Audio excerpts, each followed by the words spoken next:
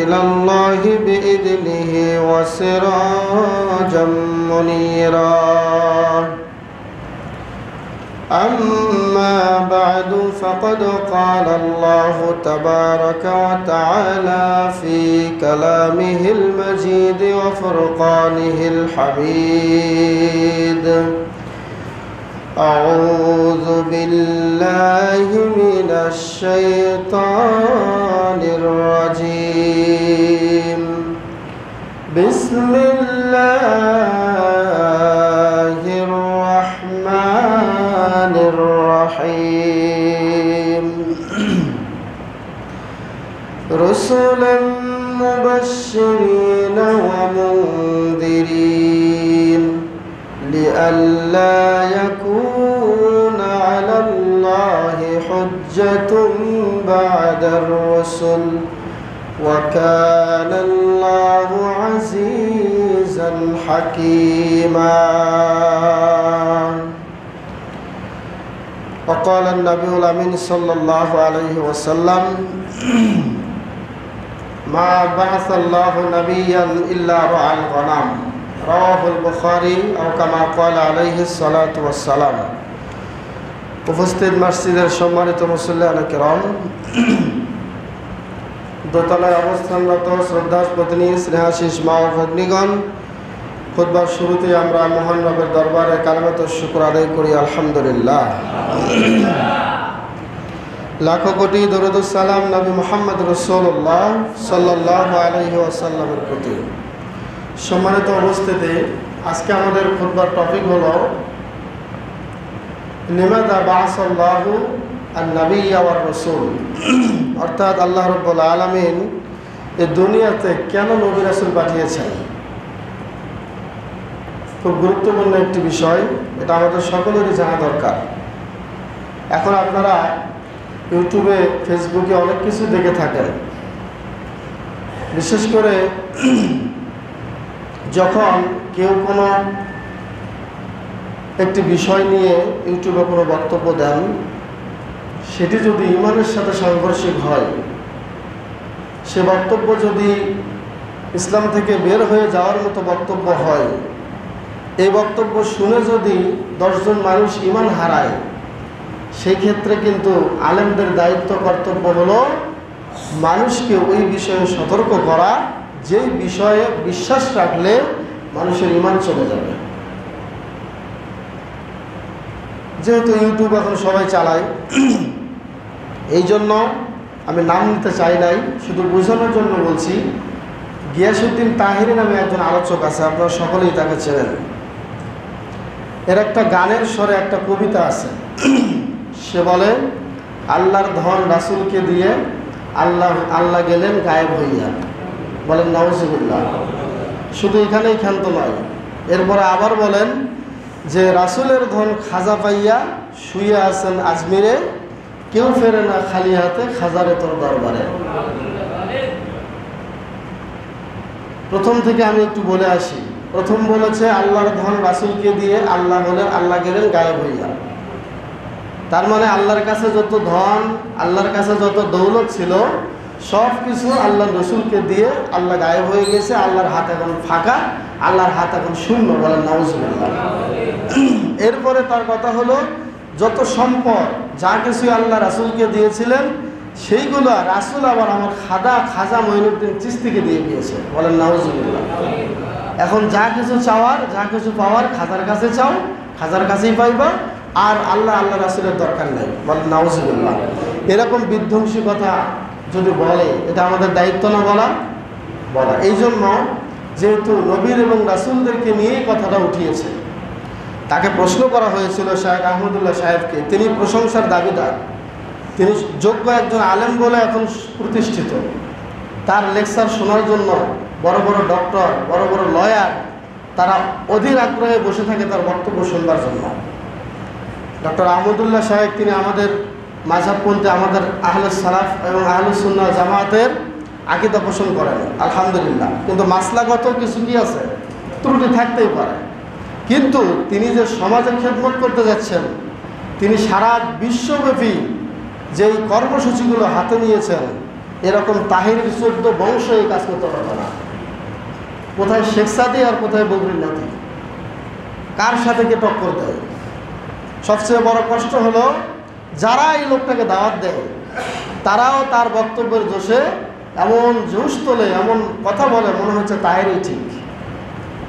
কিন্তু আজও মানুষ ব্যাকল আছে, আজও মানুষ বোকা আছে কিভাবে একজন মাজার পূজারী, ভণ্ড এবং মুশরিক সরাসরি তাকে মানুষ কিভাবে দাওয়াত দিয়ে তার বক্তব্য শোনায়। সে প্রকাশ্য মুশরিক, এবং সে যদি এই গজল গাওয়ার পরে যদি প্রকাশ্যভাবে সে যদি তওবা না করে ফিরে না আসে, আল্লাহর কসম করে বলছি সে মরতে দেরি, জাহান্নামে যেতে দেরি হবে না।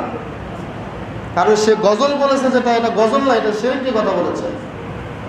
আল্লাহ পাক তাকে মাফ করুক। এই জন্য আমাদের জানা দরকার। শেখ আহমদুল্লাহকে একজন প্রশ্ন করেছেন যে শেখ, আল্লাহ রাসূল তো 40 বছর বয়সে নবুয়ত পেয়েছেন, এর আগে তিনি কি ছিলেন? উনি জবাব দিয়েছেন এভাবে যে তিনি 40 বছরে নবুয়ত পেয়েছেন, এটা সত্য।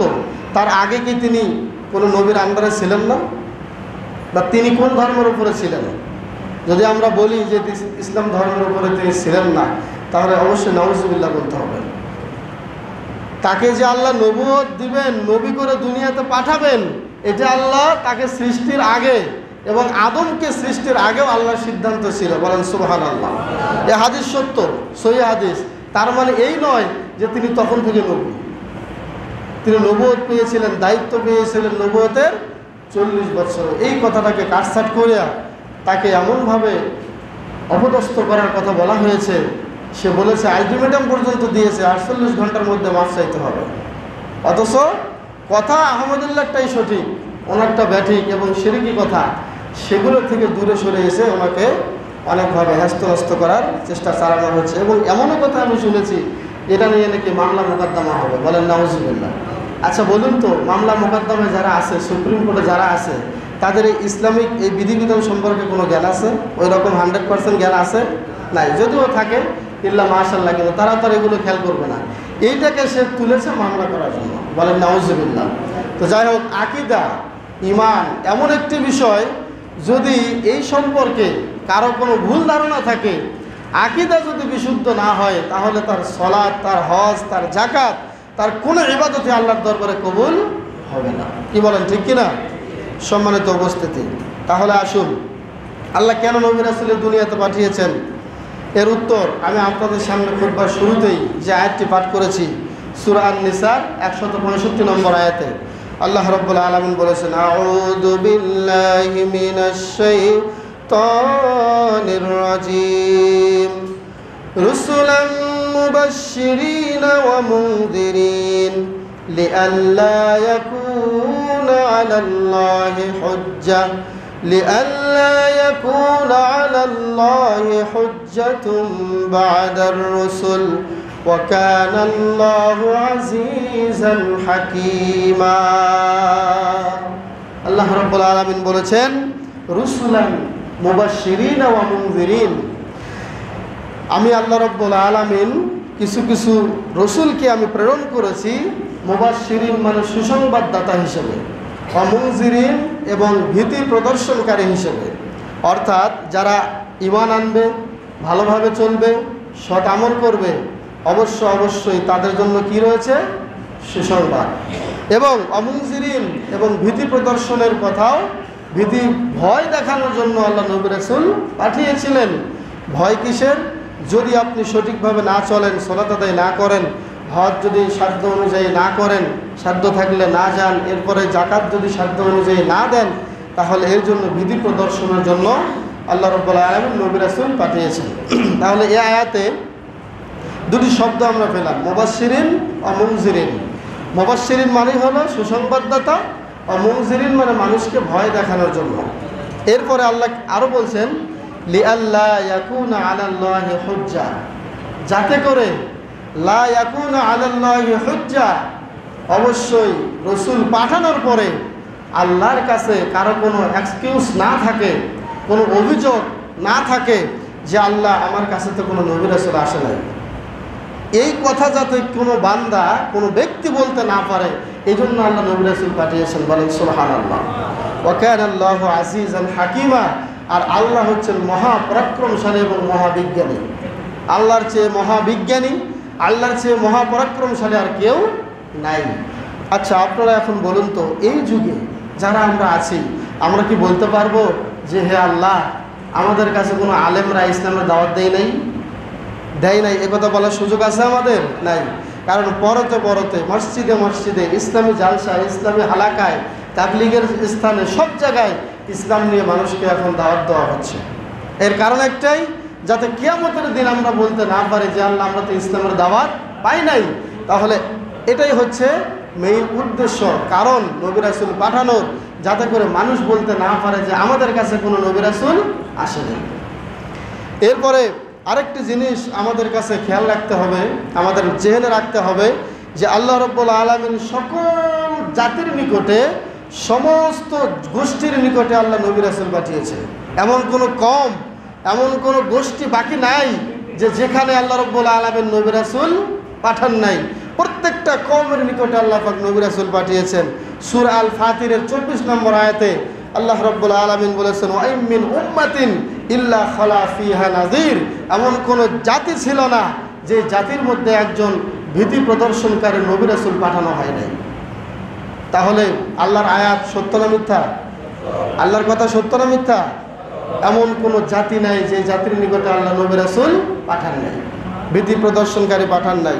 নবী রাসূলরা এমন অবস্থায় দুনিয়াতে এসেছেন, তারা সিলেক্টেড হয়ে দুনিয়াতে এসেছেন, তারা ইলেকশন করে নবী হন নাই। কি বলেন, ঠিক কিনা? তিনি আল্লাহ রাব্বুল আলামিন যাকে ইচ্ছা করেছেন নবুয়ত দিয়েছেন, যাকে ইচ্ছা করেছেন রিসালাতের দায়িত্ব দিয়েছেন। এইভাবে নয় যে আমরা ফেরেশতারা বা আমরা মানুষরা, আমরা জিন জাতিরা সবাই মিলে অমুক ব্যক্তিকে আমরা নবুয়ত দিব, নবীর জন্য, নবুয়তের জন্য সিলেক্ট করব, এমন করে সিদ্ধান্ত ছিল না। সরাসরি এগুলো কার পক্ষ থেকে সিদ্ধান্ত হয়েছিল? আল্লাহর পক্ষ থেকে। তারা নির্বাচিত নন, তারা হলেন মনোনীত। তারা মনোনীত ছিল আল্লাহর কাছে। আল্লাহ রাব্বুল আলামিন সূরা সাদের 47 নম্বর আয়াতে বলেছেন, ওয়া ইন্নাহুম ইনদানা লামিনাল মুস্তাফাইনাল আখিয়ার। নিশ্চয়ই তারা আমার নিকটে ছিল মনোনীত এবং চয়নকৃত ব্যক্তি, আমি আল্লাহ তাদেরকে নবুয়ত দিয়েছিলাম। এটি গেল একটি বিষয়। আরেকটি বিষয় হলো, হাদিস থেকে জানা যায় আল্লাহ রাব্বুল আলামিন লক্ষাধিক নবী রাসূল দুনিয়াতে পাঠিয়েছিলেন। অনেক নবী রাসূল আল্লাহ পাক দুনিয়াতে পাঠিয়েছিলেন, কিন্তু সবার কথা কিন্তু আল্লাহ কোরআনে উল্লেখ করেন নাই। করেছেন? কোরআনে উল্লেখ করেছেন মাত্র 25 জন নবী রাসূলের ঘটনা। তাহলে এই যে লক্ষ লক্ষ রাসূল নবীদের কথা যদি আল্লাহ কোরআনে রাখতেন, তাহলে কোরআন কি 30 পারে হতো? কোরআন আরও বড় হয়ে যেত। তাহলে আমরা সালেহ আহমদ তাকরিম পেতাম না, তাহলে আমরা হাফেজ জাকারিয়া পেতাম না। আল্লাহ রাব্বুল আলামিন অনেক সংক্ষেপে কোরআনে 25 জন নামের নবীর নাম উল্লেখ করে তিনি কোরআন 30 পারায় আমাদের সামনে পেশ করেছেন। বলেন সুবহানাল্লাহ। এজন্য আল্লাহ রাব্বুল আলামিন সূরা আন-নিসা 164 নম্বর আয়াতে তিনি বলেছেন, রুসুলান কদ কাসাসনাহুম আলাইকা। এমন কিছু রসুল আছে যাদের কিসসা, যাদের ঘটনা আমি তোমার নিকটে বর্ণনা করেছি। ওয়া রুসুলান লাম নাকসুসহুম আলাইকা। এবং এমন কিছু রসুল আছে যাদের ঘটনা আমি তোমার কাছে তুলেই ধরি নাই। তাহলে বোঝা যায় যে আমরা অবশ্যই সকল নবীর কথা কোরআনে পাবো না। মাত্র কয়জনের নাম পাবো? 25 জন নবীর ঘটনা আমরা কোরআনে পেয়েছি। সম্মানিত উপস্থিতি, এখন এই 25 জন থেকে আল্লাহ রাব্বুল আলামিন কোরআনে 6 জন নবীর নামে 6টি সূরা দিয়েছেন, যেটা আমি গত 2 থেকে আড়াই মাস আগে একটা খুতবায় বলেছিলাম। সূরা ইউনূস, সূরা ইউসুফ, সূরা নূহ, সূরা ইব্রাহিম, এরপরে সূরা হুদ, সূরা মুহাম্মদ। 6 জন নবীর নামে আল্লাহ পাক কোরআনের 6টি সূরা ডেলিগেট করেছেন। এবং সাথে সাথে এই নবীগণ যারা আমরা যাদের নাম জানি, শুধু তাদের উপরে ঈমান রাখা কিন্তু ঈমানের শাখা নয়। এবং যত নবী আদম থেকে নিয়ে শুরু করে আমাদের নবী পর্যন্ত যত নবী এসেছিলেন সবার উপরে ঈমান রাখা, এটা হচ্ছে ঈমানের মৌলিক দাবি। ওমর বিন খাত্তাব তিনি একদিন মসজিদে বসা, হঠাৎ করে একজন ব্যক্তি মসজিদে নববীতে ঢুকলেন, সহিহ মুসলিমের বর্ণনা। তিনি বললেন, ইজ তলা আলাইনা রাজুলুন। হঠাৎ করে একজন লোক আমাদের কাছে আসলেন, তার শরীরের কাপড় ধবধবে সাদা, মাথার চুলগুলো কুচকুচে কালো, সাদিদু বিয়াদুস সিয়াব, সাদিদু সাওয়াদিস শাআর। লা ইয়ারিফুহু মিন্না আহাদ, আমাদের মধ্য থেকে এই লোকটাকে কেউ চিনি না। এরপরে ওয়ালা ইয়ারিফুহু মিন্না আহাদ, এবং তিনি যে একজন মুসাফির এটাও বোঝা যাচ্ছে না তিনি কোত্থেকে আসলেন। হাত্তা দানা মিন রাসূলিল্লাহি সাল্লাল্লাহু আলাইহি ওয়াসাল্লাম, এমনকি তিনি আস্তে আস্তে আল্লাহর নবীর কাছে আসলেন। ফাসনাদা রুকবাতাইহি ইলা রুকবাতাইহি, তার দুই হাঁটু আল্লাহর নবীর হাঁটুর সাথে লেগে দিলেন। লেগে দিয়ে বললেন, আখবিরনি আনিল ইসলাম, ও মুহাম্মদ সাল্লাল্লাহু আলাইহি ওয়াসাল্লাম, আমাকে ইসলাম সম্পর্কে বলুন। আল্লাহর নবী ইসলামের জবাব দিয়ে দিলেন। এরপরে বললেন, আখবিরনি আনিল ঈমান, হে মুহাম্মদ আপনি আমাকে ঈমান সম্পর্কে বলুন। বিশ্বনবী সেদিন বলেছিলেন, আল ঈমানু আন তুমিনা বিল্লাহি ওয়া মালাইকাতিহি ওয়া কুতুবিহি ওয়া রুসুলিহি ওয়াল ইয়াউমিল আখিরি ওয়াল কদরি খাইরিহি ওয়া শাররিহি। বিশ্বনবী সেদিন বলেছিলেন, ঈমান হচ্ছে আল্লাহর প্রতি ঈমান নিয়ে আসা, অর্থাৎ আল্লাহ রাব্বুল আলামিন যে একজন আছেন এটা স্বীকার করা, ওয়া মালাইকাতিহি তার সমস্ত ফেরেশতা মণ্ডলীর প্রতি ঈমান রাখা, ওয়া কুতুবিহি তিনি যত কিতাব নাযিল করেছেন সেগুলোর প্রতি ঈমান আনা। এরপরে ওয়া রাসূলিহি তিনি আদম থেকে নিয়ে আমি আসার আগ পর্যন্ত যত নবী রাসূল দুনিয়াতে পাঠিয়েছেন সকল নবী রাসূলের প্রতি ঈমান আনা, এটাও ঈমানের অংশ। তাহলে ঈমান রাখতে হবে শুধু আমাদের নবীর উপরে, নাকি যত নবী রাসূল আল্লাহ দুনিয়াতে পাঠিয়েছেন সকল নবী রাসূলের উপরে ঈমান রাখতে হবে। সম্মানিত হাজিরিন, এখন মজার ব্যাপার হলো, সব নবীর ধর্ম কি ভিন্ন ছিল না একটাই ছিল বলেন তো? সকল নবীর ধর্ম ছিল একটাই, সেটা হলো ইসলাম। তার প্রমাণ কি? আল্লাহ নবী হাদিসে বলেছেন, আল আম্বিয়াউ ইখওয়াতুল্লাহ, আল্লাহ সমস্ত নবীরা তারা বৈমাত্রীয় ভাই ভাই। তার মানে বাবা একজন, মা অনেকজন, মা অনেকজন, বাবা একজন। এর মাধ্যমে আল্লাহ সমস্ত নবীকে দুনিয়াতে পাঠিয়েছেন। উম্মাহাতুহুম শাত্তা, তাদের মা হলো অনেকজন, কিন্তু ওয়া দীনুহুম ওয়াহিদ, তাদের ধর্ম হচ্ছে একটাই, সেটা কি? ইসলাম। যেমন ইব্রাহিম আলাইহিস সালাতু ওয়াস সালামকে নিয়ে ইহুদি এবং নাসারারা অনেক ইমোশনাল তারা পেশ করত। ইহুদিরা বলতো তিনি আমাদের নবী, খ্রিস্টানরা বলতো তিনি আমাদের নবী। আল্লাহ বলেছেন, মা কানা ইব্রাহিমু ইয়াহুদিয়্যান ওয়ালা নাসরানিয়্যা ওয়ালাকিন কানা হানিফাম মুসলিমা ওয়া মা কানা মিনাল মুশরিকিন। আল্লাহ জেনে দিলেন তিনি ইহুদিও ছিলেন না, তিনি খ্রিস্টানও ছিলেন না, তিনি ছিলেন একনিষ্ঠ মুসলিম। বলেন সুবহানাল্লাহ।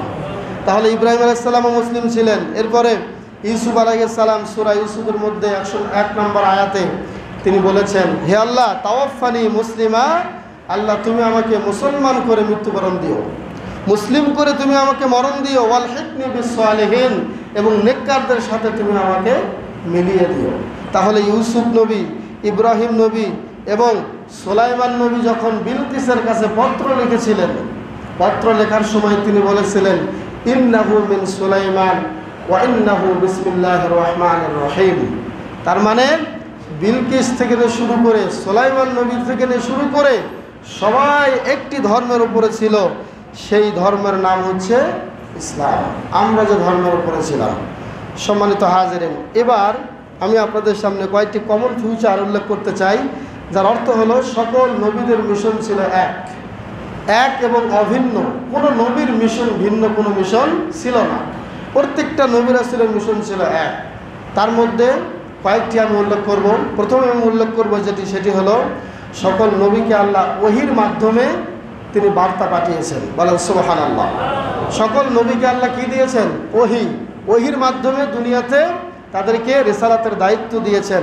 আল্লাহ রাব্বুল আলামিন বিভিন্ন জায়গায়, অনেক জায়গায় এইভাবে তিনি উল্লেখ করেছেন, আয়াত তিনি নাজিল করেছেন।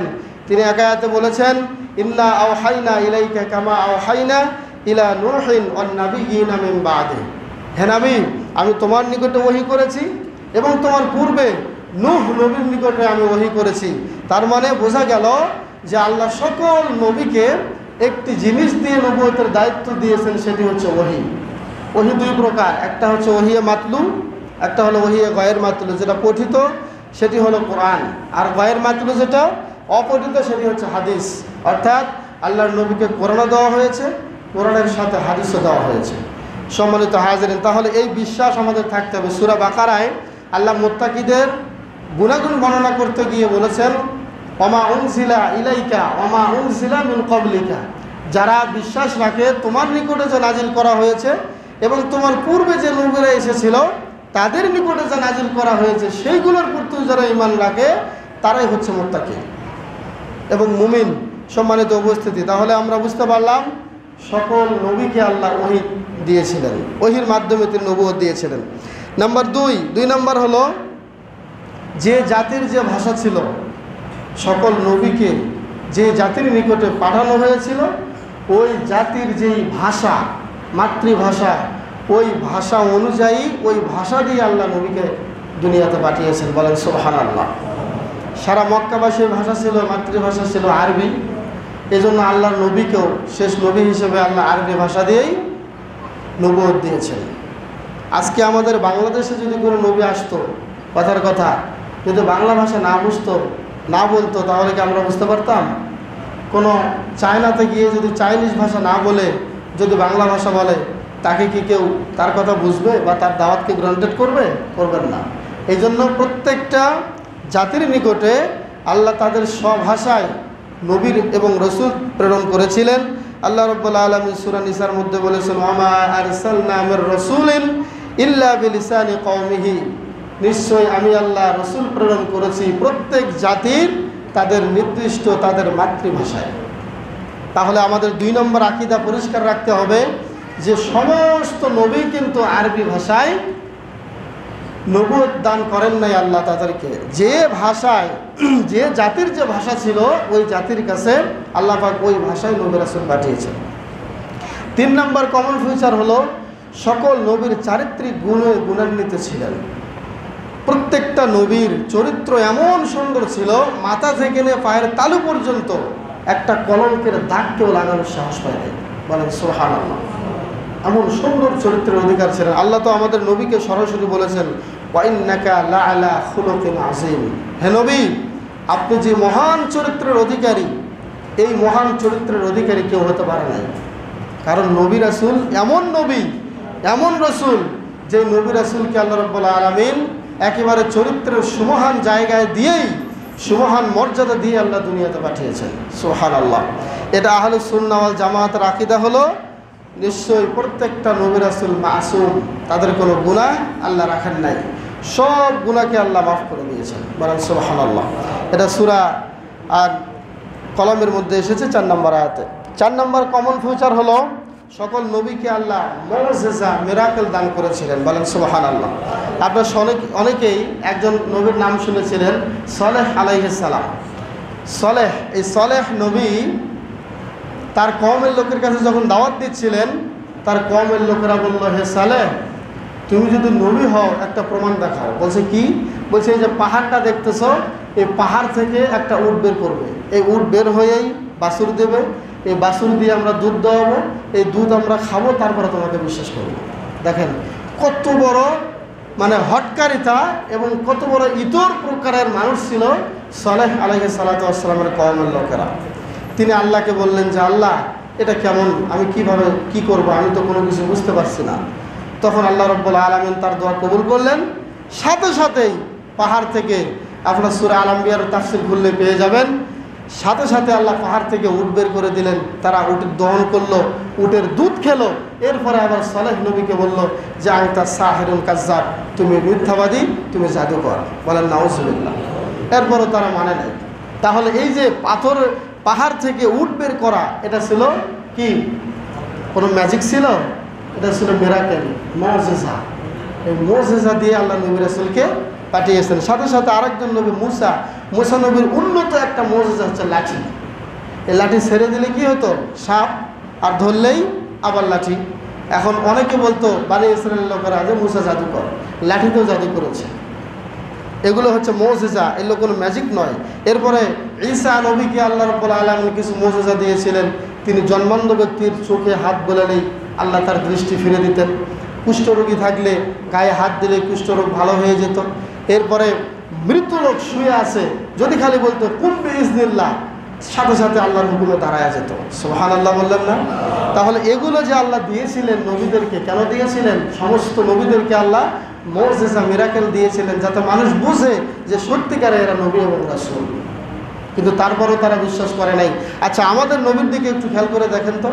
আমাদের নবী তিনি নবুয়তের দাওয়াত দিচ্ছিলেন, তাকে বলা হলো এই যে চন্দ্র দেখা যায়, এই চন্দ্র যদি তুমি দুই ভাগ করে দুই জায়গায় ফেলাতে পারো, দুই অংশ দুই টুকরায় ফেলতে পারলেই তোমাকে আমরা নবী হিসেবে বলে নেব। তখন আল্লাহ রাব্বুল আলামিন সূরা নাজিল করে দিলেন ইকতারাবাতিস সাআতু ওয়া শাক্কাল কমার, কিয়ামত নিকটে চলে এসেছে, চন্দ্র দ্বিখণ্ডিত হয়েছে। এই শাহাদাত আঙ্গুলের 5টি নাম, এটা হচ্ছে ইবহাম, এটি হচ্ছে সাব্বাবা, এটি বুস্তা, এটা মিনসার, এটা ফিনসার। এই 5টি আঙ্গুলের মধ্যে এই সাব্বাবা আঙ্গুল দিয়ে আল্লাহ রাব্বুল আলামিন নবীকে বলছেন শুধু চন্দ্রের দিকে ইশারা করো।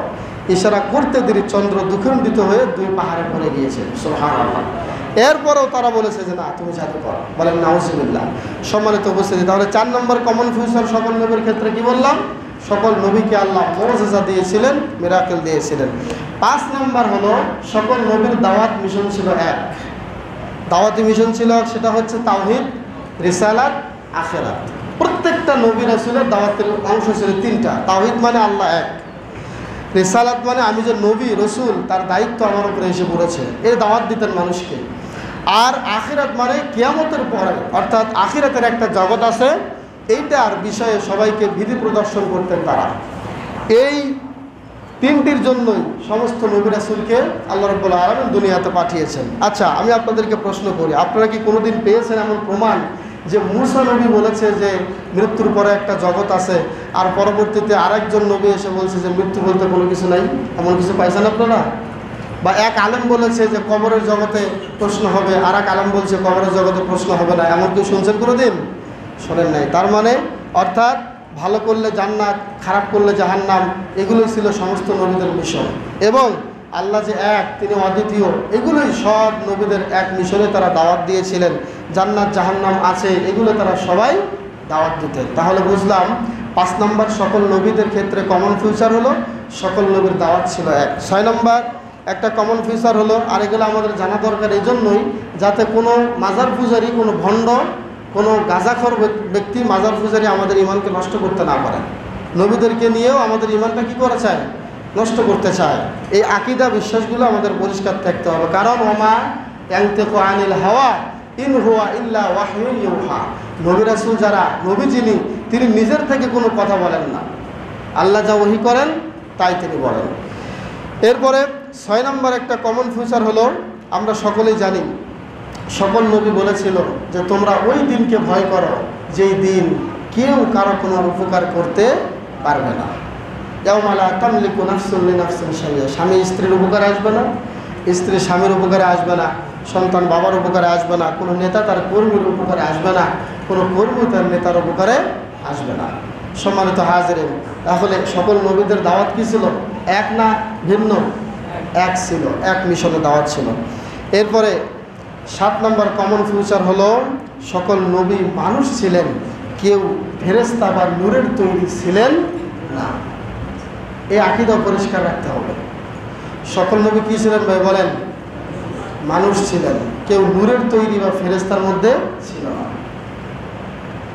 এই আকীদা থেকে আমরা অনেকেই দূরে সরে আছি। আমরা অনেকে বলি নবীরা নূরের তৈরি, বিশেষ করে আমাদের নবী সম্পর্কে বলা হয় তিনি নূরের তৈরি। বলেন নাউজুবিল্লাহ। তার মা আছে, তার বাবা আছে, সে লোকটা কেমনে নূরের তৈরি হয়? এটুকু বলা যায় যে তিনি আসার কারণে গোটা পৃথিবী নূরান্বিত হয়েছে, আলোয় আলোকিত হয়েছে। কিন্তু তিনি কিসের তৈরি? মাটির তৈরি। তার বাবা মা আছে। এই জন্যই আমাদেরকে মক্কার কাফেররা বলতো যে মা লিহাদার রসুল ইয়াকুলুত তুআম ওয়া ইয়ামশি ফিল আসওয়াক। এ আবার কেমন রসুল? আমাদের মতো খায়, আমাদের মতোই বাজারে যায়, আমাদের মতো ঘুমায়, আমাদের মতো বিয়ে শাদী করছে, এ আবার রাসূল হলো নাকি? আর রাসূল তো আমি ফেরেশতার মধ্য থেকে। বলেন নাউজুবিল্লাহ। ওরা নিজেদের মধ্য থেকে নবী রাসূল কী করতে চায় না? স্বীকার করতে চাইতো না।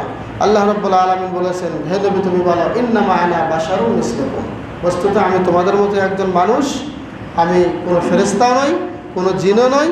কিন্তু একটা আকীদা আমাদের রাখতে হবে, সেটা হচ্ছে তারা সাধারণ মানুষ ছিলেন না, তারা ছিলেন মহান পুরুষ, মহান মানুষ ছিলেন। 7 নম্বর নবী রাসূলদের বিষয়ে কমন ফিউচার হলো সকল নবী পুরুষ ছিলেন, কোন নবী মহিলা ছিলেন না। সকল নবী কি ছিলেন? পুরুষ ছিলেন, কোন নবী কিন্তু মহিলা ছিলেন না।